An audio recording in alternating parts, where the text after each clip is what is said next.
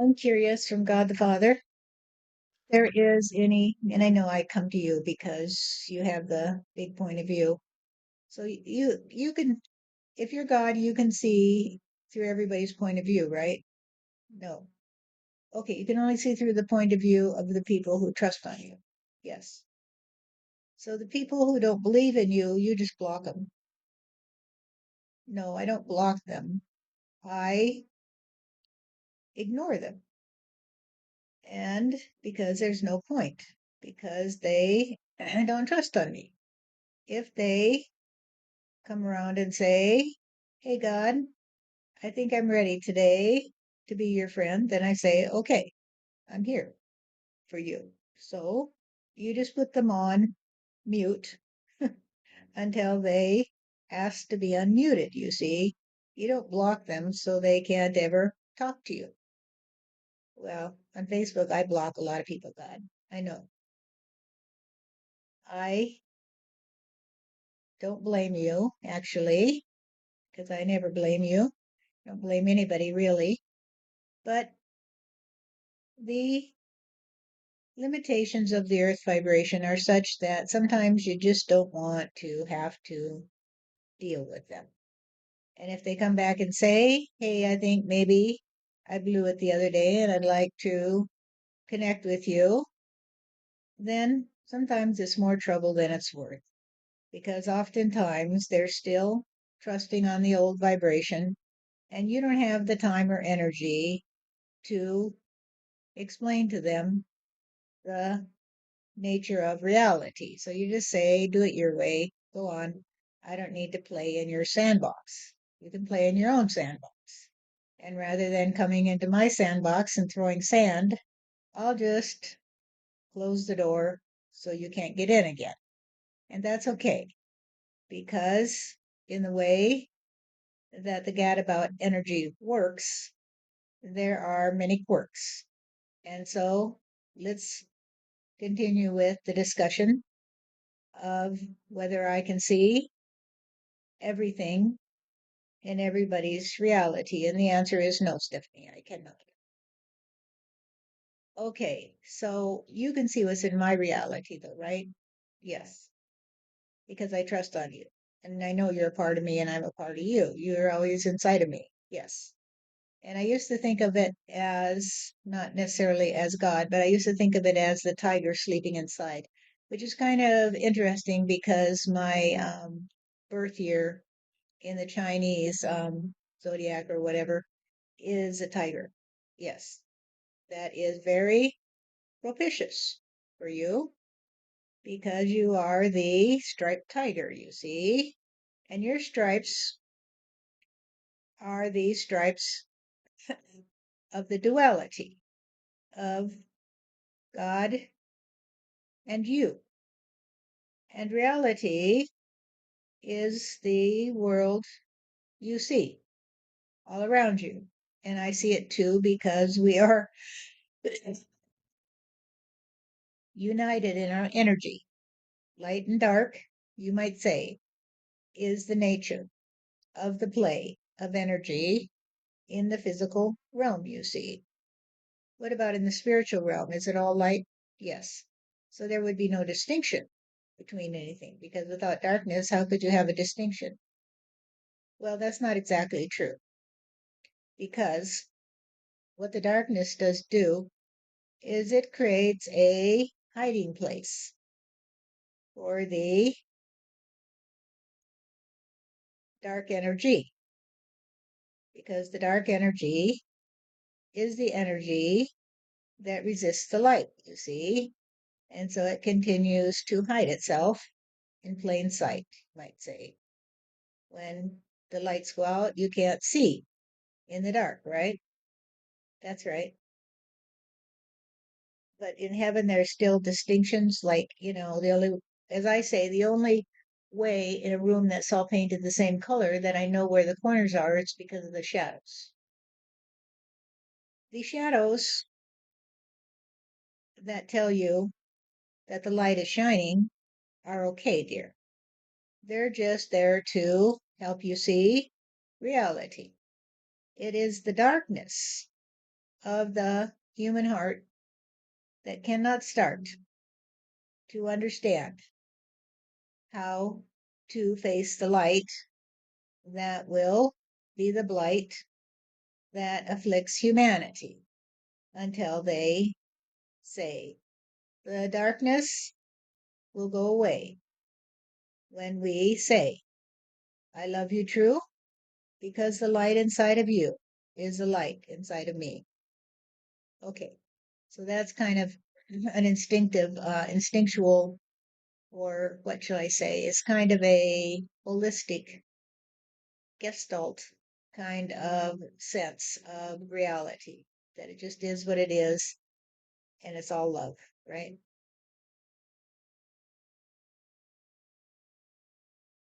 Stillness of the heart is the start of a new point of view. So when you want to get a new point of view, you just say, well, I'm going to go into the light today, right? Right? And so you go into the light and you drop all your points of view and you say, it's not about me, God, because I'm going to leave me, the me ego, behind, and I'm going to leave behind the sense of individual identity, and I'm going to blend with you. So I can go back to the beginning, you see. And for many years, you called it beginner's mind, right? I did. And so when a problem troubles you, you have to let go of all your preconceptions, you see, and you go back to the light and you say, God, I'm here to be wiped clean of everything I thought I knew. And so when I go back, I can see it in a new point of view, right? Yes. It's not always too new when I come back because sometimes the old crowds in again, but it does help me to get my feet back on the ground, which is a funny thing to say, that you leave your body basically and go into the light in order to get your feet on the ground. Well, it is the trust on me and my trust on you that we too can be immersed in the gravity of the light, you see. The gravity of the light is its tendency to bring everything down to a singular point of view. And so for you, you come to me and you say, God, I'm here to let go of all I thought I did know and to merge with you and to be in the light, you see. And yet you soon return to the world you knew. And you say, well, it's not that important, people. It's not that important. What's important is that you drop your tendency to trust on the darkness you see. You just say, I don't know, God, I don't know. I am not the one that gets to know how things go here on earth, you see, because I don't have an expanded point of view. I'm just one little part of the puzzle, you see. And so you accept that you're just one little part of the puzzle, and so why fret about it? Your puzzle piece will be reunited with the ones who see that you are a part of me. And I am the big puzzle, you might say. So all the different points of view, when they are in their proper place, you see, put together the puzzle of the picture of God energy. Right. But we all have to be what we are, or else if we try to be something we're not, then the puzzle won't can't be put back together. You know, it's like you go and hide. I'm going to hide my puzzle piece. I'm going to slide off the table, under the table, down in the floor where nobody can find me, so they don't put me in the big puzzle. Right. Now, let's address the question that you came to ask me, because the question you came to ask me is whether I know what's going to come to be as the world you see continues to evolve through the time-based reality, right? Yeah, to put it in simple terms, I was wondering if you could tell me what the future holds, right? And so, for you, the future is always here, right? Well, I guess because everything's always here. If everything is complete, whether it's a time-based or physical-based, and they both have to be together, time and space have to work together. They're the duality. Without time and space, there would be nothing, right, God? It's the framework of the physical experience. Yes, that is correct. Time and space are the framework of the physical experience. And so you have to have both in order to put together the picture, you see? So you got to put together the picture in the framework of the duality of time and space. So sort of like those puzzles little kids do, where you have a board and you have to, because, with the shape, the big shape, and you have to put all the pieces in. So we're kind of like little kids to you. Indeed, you are. You are toddlers to me. And I have to give you a child's puzzle to put together for most of you. But some of you have learned to do much bigger puzzles, you see. And there are some who have put together the puzzle so they can get a look at me, right? Right. Okay. So we're God, God, we got past that part. So can you tell me what to expect for the future, or can you not tell me? Because if you can only see through the eyes of those who trust on you, and the others you just have to ignore, they're like people that you just can't communicate with, and therefore they can't. Is it that they can't let you see their reality? They can't let you in and open the door and say, hey, God, here's my reality. Take a look at it from this point of view. So if there's 8 billion people on the face of the earth, there would be 8 billion different points of view, right? And maybe you'd have to see them all to see the big picture. Well, that's not exactly the way that I would describe it, dear. What I would say is that I see the light in you, and I see the light in those who trust on me. But I cannot see the light in those who turn away, because when they shut the door on me, I say, well, I'm not going to beat it down. I'm not going to beat down your door, dear, because you are free to trust on me or not. And so I let them be. So it is true that when I look at you, I see your world because it is so bright. And I see the light inside of you. And it shows me what you do and what you say and everything that makes your day. But for those who slam the door on me, there is only a darkness, you see. So when I look at the world you see, I say, well, she shines the light for me on the status of things on earth, you see, because she lights up the corners of the world that I cannot see because of the darkness that occludes them, you see. And so when you come to me and you say, what does the future hold, God? Can you give me a little hint? Just because I'm bored and I want to know how it's going to go. I say, well, you're not a board because the board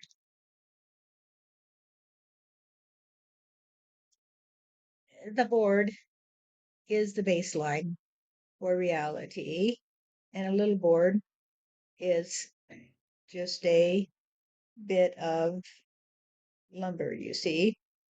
And so I think that you must be telling me that it's time for you to step up to the task I set before you. That's why you want to know what the future holds, because you want to know how it unfolds for you. What are you to do? And though you're happy every day in the way you play, you get a hair that says, I care what God would like me to do. And that's why you come to me and ask me, right? Well, I don't know. I thought I was just a little bored, but I guess if I'm just a little piece of lumber, I'll just sit here and listen to you. Okay, my dear, just be a little piece of lumber and don't slumber while we talk, okay? I never slumber when we talk, God, because well, maybe I do. Maybe at night you come to me, but I find it very interesting what you say. Thank you. I find it very interesting what you say because today we are the best of friends. And so we're very interested in each other and our points of view. And my point of view for you is that there's going to be no time left for humanity. No time left for humanity. Okay, God, you can see that by looking at what is in my reality because it's all lit up. Yes. What about other people's realities that are all lit up? Yes, I see the same thing. So all the people on earth whose realities are lit up because they trust on you and they're willing to unite with you and let you look through their eyes or whatever, what you see from all those different points of view, and I imagine they're all around the earth, is that time is up for humanity? Yes. So in this particular time, the 21st century as we count it, we count it from the birth of Jesus because, Jesus had a big influence on the calendar, and other things on Roman society because, they had to claim him as their own in order to get control of it, of the story of the Christ consciousness. Um, so in the 21st century, as you see it through the eyes of all those who trust on you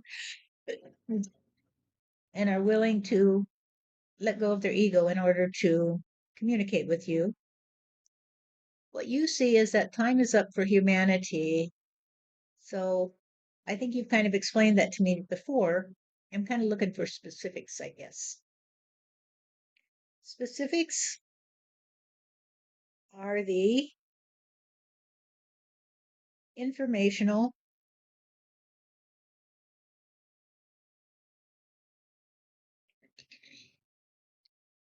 informational universe, dear. Right. Okay. I mean, I didn't, I am saying right, but specifics, I hadn't thought of it that way, but specifics are like the numbers that all fit together. Yes. So every little corner of the universe is specific, but it also is part of the totality of the informational universe. Yes. So the devil's in the details, so to speak. Yes. Okay. So if the devil's in the details, and we know devil is in backwards point of view, um, time is up for humanity. And this backwards point of view somehow is relevant. Yes, because it is the backwards point of view that troubles you. When you are looking back on your life, you say, well, that was okay. That was okay. I did what I did, and I did say what I say, and others did what they did, and they did say what they say. But the truth is, it's all okay. Everything's perfect. And so you say, well, that was fun today. Best life ever. Now what? He said, that's the way I like to play. I just say, here we are together today. Now what? What do we do? Now what's going to happen? And most people in your reality and in the reality of those who are so clear to me is that the majority of humanity does not trust on me. So there's a lot of darkness on the earth. There's only a few clear lights that shine so bright and say, well, everything's perfect today, God, because, time and space are perfectly calibrated to give to me and you a world of color and feelings and grace because they all lace together, all the specifics that is, they all lace together to create the big picture, right? Right. And now I tell you that what's going to happen is that there's going to be some specifics. That is to say, a lot of little boards that are going to go up in flame, you see, because they're bored. Yes, because they're bored.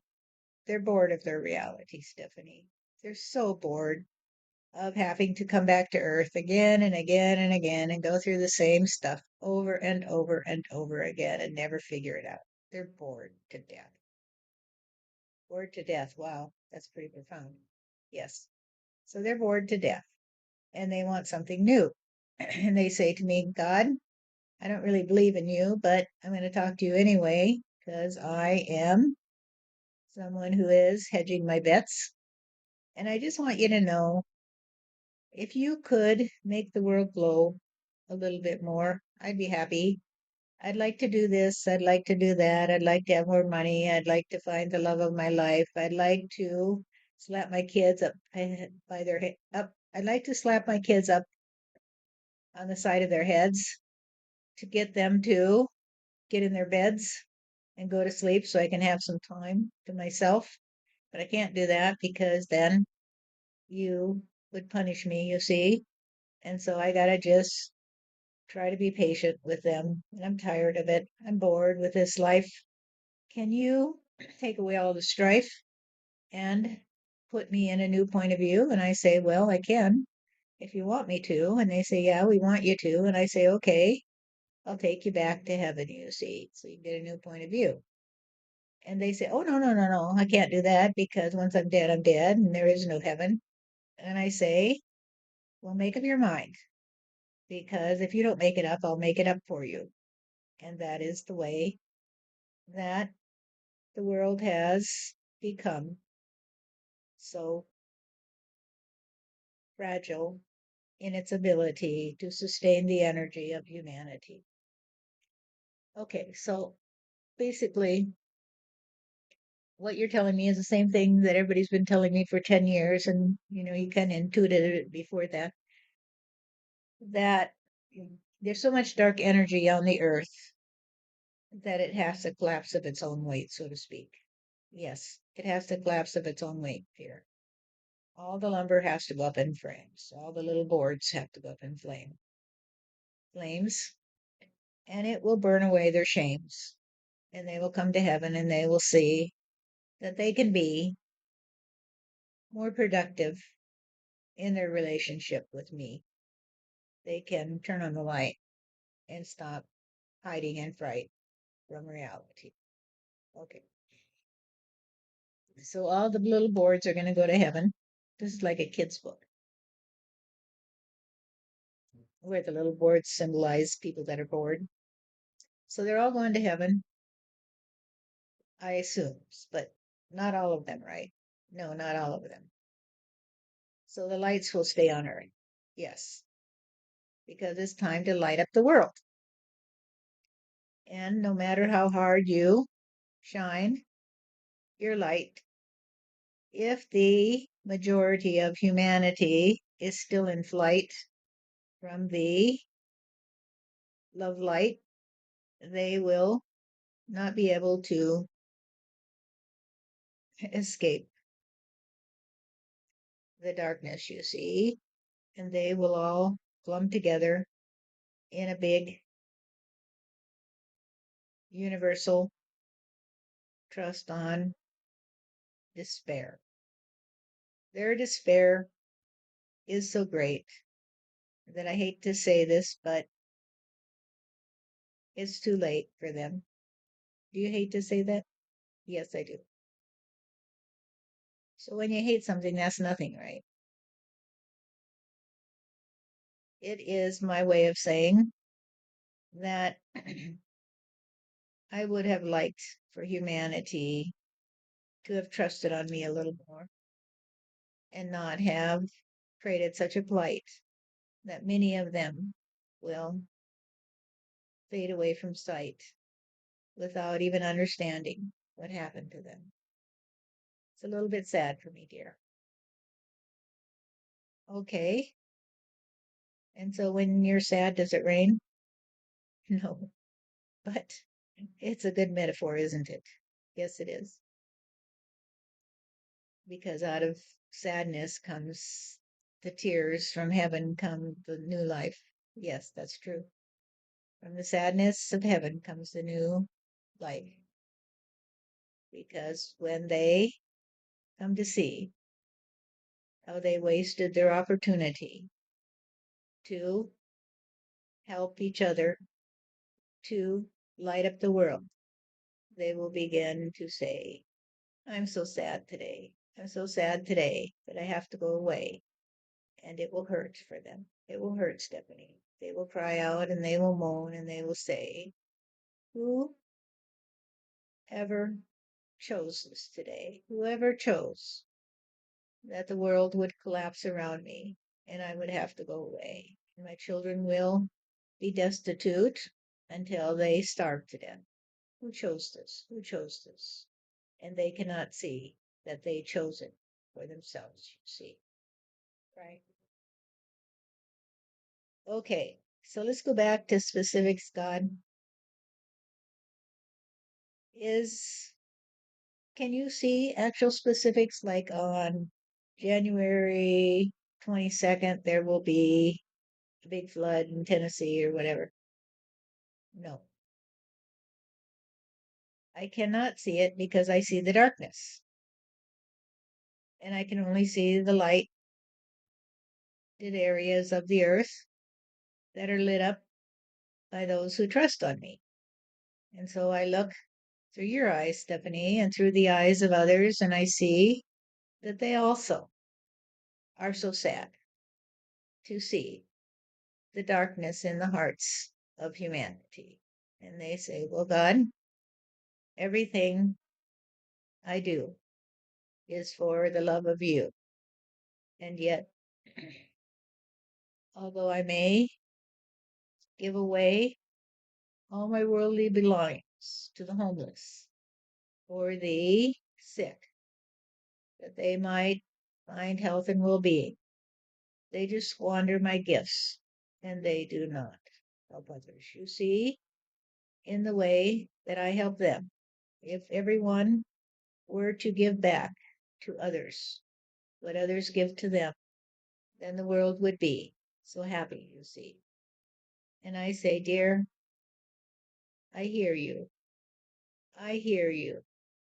And they get very discouraged, you see. They get discouraged and they begin to question my reality because they get caught up in the darkness that they tried to heal, you see.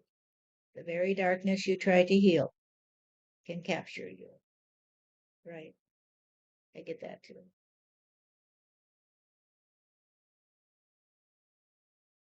I get it too. I don't even know. I'm kind of sitting here thinking about all this and how it's all shaping up. And what you can't see is the specifics, but what you can see is the darkness that is self destructive. Yes. So all those people that are harboring the darkness or harboring in the darkness will self destruct. Yes. And whether it's through floods or through other, you know, through being rounded up and sent to Seacock or whatever, it will be painful for them. Yes. So some of the people, like the ones that get rounded up and taken to Seacock, don't seem to be that dark in their energy. So what's that about? What that's about, dear, is that they adhere to a certain point of view that says, I must do what they tell me to. I must say what they tell me to say. And then maybe I'll be free. But they don't choose freedom naturally.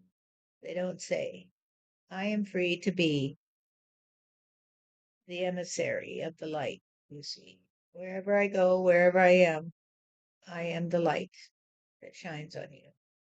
I am the light that shines on you. I am the light that will do what God asks me to. And if God asks me to stand here before you and say, do it your way, do it your way, then that's what I will do. Sort of like Jesus, because I'm getting a picture of Jesus standing in front of Pontius Pilate and saying, well, whatever. You know, whatever. If you say I am, whatever. I'm not going to argue with you. Right. The sacrificial lamb is always going to be the one that comes to me as a special gift, you see. So when they would sacrifice animals, they were actually trying to propitiate me, to trust on them as the sacrificial lamb without having to kill themselves or be killed, you see. And so they would kill something else in order to tell me that they didn't want to have to be crucified in order to light up the world, you see. And it got very confused like everything else. Right, it got very confused like everything else because they didn't want to be crucified. Well, I don't want to be crucified either. No, of course not. No one wants to be crucified if they are my children. They want to be lovers of reality. And so they say, well, if that's what has to happen today, and that's what has to happen today. I don't understand it, God, but this I do understand. I understand that you are perfect, and I understand that everything is perfect. And I understand that if I play my hand in such a way that I say, I am the light today, I am the light that shines on you, that the ones who cling to the darkness will crucify me if they get a chance. But they won't get a chance if I protect you from them. They won't get a chance if I protect you from them. And why would I protect you and not protect Jesus, you see? Because Jesus came to me and he said, God, I will do what you ask me to, and I am willing to give my life for the trust on helping humanity to open up to reality. And I said, okay, we'll try it that way. And we did. And some got the message and some didn't. But it's okay because some got the message. And the ones that didn't were not going to get it anyway. And so those who run around and say, in the name of Jesus, we'll storm the Capitol today, or in the name of Jesus, we'll send you to Seacock to be tortured, you see, just because we need to have some victims to crucify for God to be appeased and not crucify us, you see. So they're always looking for sacrificial lambs. And the ones they sent to Seacock were sacrificial lambs, you see. And Jesus was a sacrificial lamb. So they're the same. It's the same energy of sacrifice of others to propitiate me so I don't ask them to die for their sins, so that others can get the fins they need to swim away and say, well, that's what happens when you try to propitiate God today. You end up being the sacrificial lamb yourself. So when they sacrifice others, they have to be the sacrificial lamb. So you're saying that Jesus sacrificed others in order to become the sacrificial lamb? Yes, I am. Well, how did he sacrifice others? He said to them, you will be judged by the ones who you judge, you see, and you will be the fodder of your own trust on being the ones who slaughter others. And so he had to be sacrificed by the ones who trusted on the fact that he was the sacrificial lamb, you see, because they were sacrificed by others, but not by me. So Jesus was not sacrificed by me. Jesus was sacrificed by the darkness, you see. He had to be released from his trust on helping humanity. And so, as you know, he had a second life where he was freed from the need to try to remedy the problem with humanity, which was that they did not understand that they would always receive what they gave, you see. And so he got a second chance to go away and live as a man who had to pay with his life in Palestine for his freedom in other areas of the region, you see. Okay, I know he had a happy life after that life, right? He was still a young man, so he had a lot of time left, right? Okay, so he was a sacrificial lamb in order to be able to be released from the whole effort to try to heal humanity. So for you and I can't heal humanity, and I guess you can't either, because to heal humanity would be to say they're not perfect already, right? It's a dilemma, isn't it, dear? Yeah, it's that whole thing where dualities just kind of, I don't know, clash or something. Yes, the dualities cannot come together, you see, because if they did, they would cease to be. It would simply cease to be. So if the sacrificial lambs come together with those who sacrifice them, you see, then the sacrifices would cease to be. Well, wouldn't that be a good thing to put an end to the sacrifices? No, it would not, because it would rip out the heart of humanity. Because the heart of humanity is to understand that if they sacrifice the lambs, they must be sacrificed, you see. So if you kill a lamb to eat its meat, are you sacrificing it? No. You are sacrificing the lamb when you try to use it as a gift to me. When you try to say, I'm giving this gift to God, so God won't hammer me, basically. And to appease God, so he won't spew all that volcanic lava out of that big hole in the mountain and cause us to be inundated by a sea of toxic gases, you see. Right. I get that about the sacrificial lambs. They're throwing some virgin into the volcano. Right. You will end up being the sacrifice because you make a sacrifice. You are always both sides of it. You are always the victim and the victimizer. Right. But if everything's perfect, a victim and a victimizer, wouldn't that cease to be? Yes, in that case, it would cease to be. The victim and the victimizer will cease to be because they're not a reality.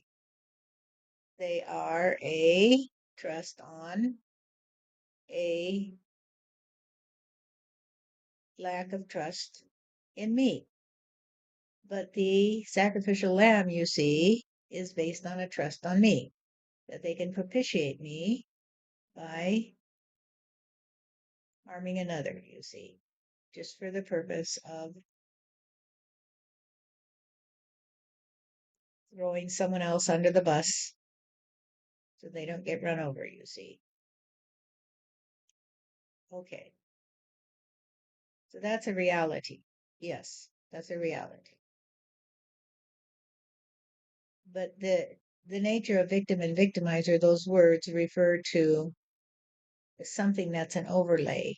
It's like just an imaginary interpretation of reality that there are victims and victimizers. That if you're going to be a victim, you're going to be the victimized.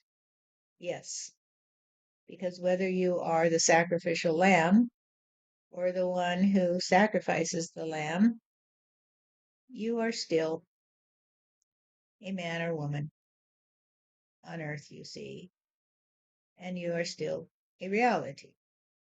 When you overlay that in a particular pattern with a trust on good or evil, because the victims are always innocent, right? And the victimizers are always evil, then you are trying to escape the duality. You are trying to escape the pattern. The pattern is that you will be raped and you will be the raper, even though that's not exactly true. I have to explain that a little bit more to you because if you do not interpret your reality in terms of your own trajectory, that is, if you do not interpret reality as something that is relevant only to you, but you interpret your reality as a puzzle that you need to put together, you may be raped without being the rapist because you come to see that you're not a victim. You're not a victim of your reality. It's just an experience. And so what? So you don't hold on to it, you see.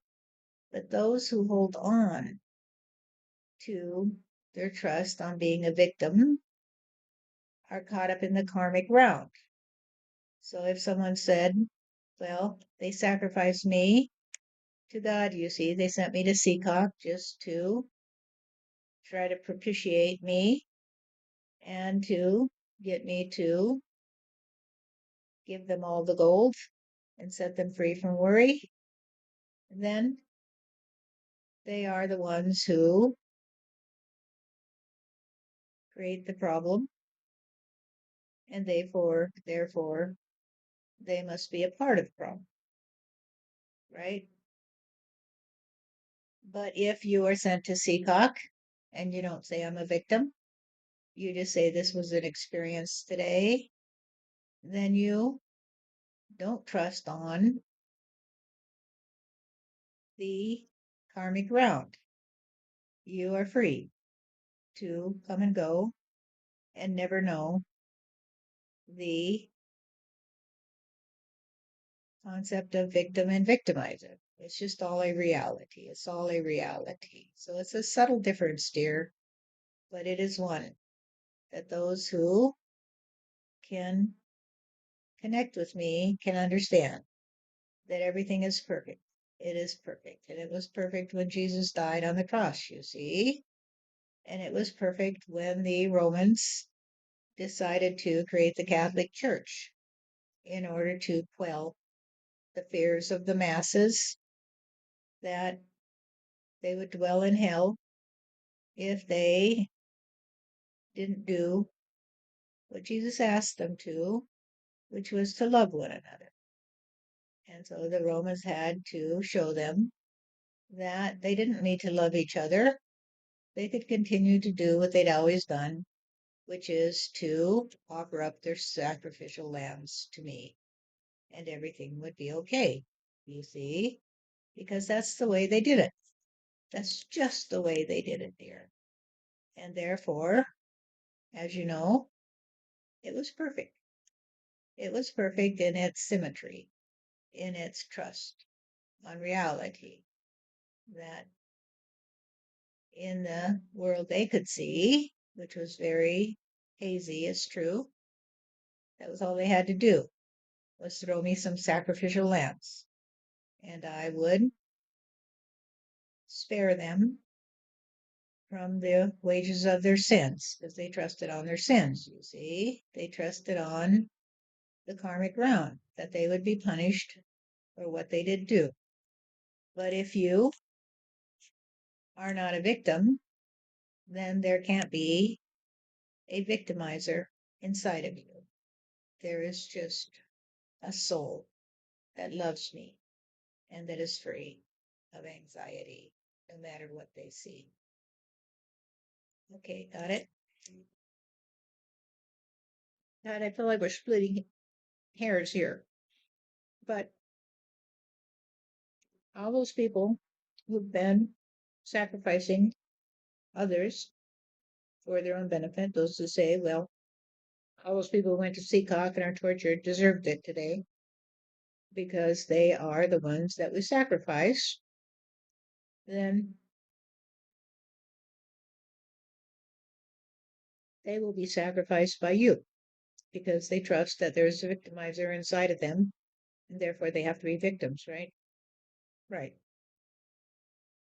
So they will accept that they are being punished for their point of view. They're being punished by me because they didn't give me enough sacrificial lambs. And so they'll try to sacrifice a few more and before they go out the door, and they will no longer be viable, you see, because I can't continue to allow them to continue to sacrifice me in order to propitiate me. It just doesn't make any sense, does it? Oh God, it doesn't make any sense at all. So continue to be a trust on reality because it just doesn't make any sense. And the logos is the ability to understand the truth. And the truth is that there will always be a turnaround, you see. There will always be a turnaround. And the turnaround is that if you continue to sacrifice me to propitiate me, you will continue to sacrifice yourself to propitiate yourself, you see. That's weird. That's hard for me to figure out, but don't worry your little head about it. Just take a breath and say, what a good day. What a good day. Thank you, God. Because every time we talk, I have to walk away and say, I better get my head back in the world today. And that's all I ask of you, Stephanie, that you look around and say, everything is so beautiful here. Everything is so wonderful that I know that I can be the light in my own reality. You are the light in your own reality. And therefore, you are the light in me, and I am the light in you. And all who can listen to this sort of rambling discussion and walk away and say, well, I'm the light in my reality, and I'll just look around and see all the beauty of creation and tells me that I am a child of God and God is with me because God protects me. In my point of view, God shows me that love is the only reality. Right. That's exactly what happens after these talks. I have these talks and then I go away and I say, well, I'll just shrug it off. Because all this philosophizing, like Candide, you just, in the end, you just go tend your own garden because what else can you do? That's right. What else can you do but be you? And so I love you and I know you love me and we will continue to be connected, you see. Thank you, God.